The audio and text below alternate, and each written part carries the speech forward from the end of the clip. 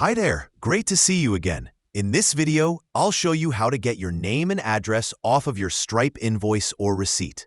This guide is particularly useful if you want to maintain privacy or streamline the information on your billing documents. By the end of this tutorial, you'll know exactly how to adjust your settings in Stripe. First, let's start by visiting Stripe's website. Open your browser and go to stripe.com. Once you're on the homepage, look to the top right corner for the Sign In button. Click on it to proceed. You'll be prompted to log in using your email address and password associated with your Stripe account.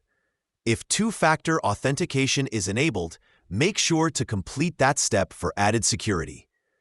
Once you're logged in and on your dashboard, the next step is to navigate to your settings.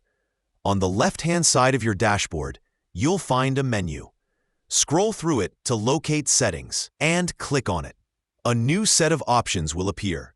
Find and select Product Settings. This section is where you can manage the details of your billing information.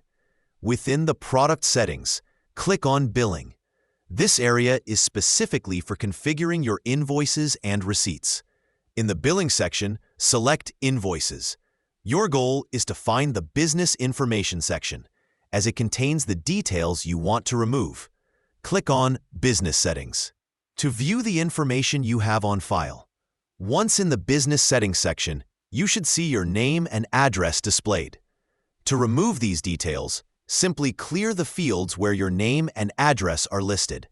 Be sure to save your changes before leaving the page to ensure the updates take effect. Remember, any information left on this page will automatically appear on your invoices and receipts, so double-check everything you wish to keep private. And there you have it, a quick and straightforward method to manage what appears on your Stripe billing documents.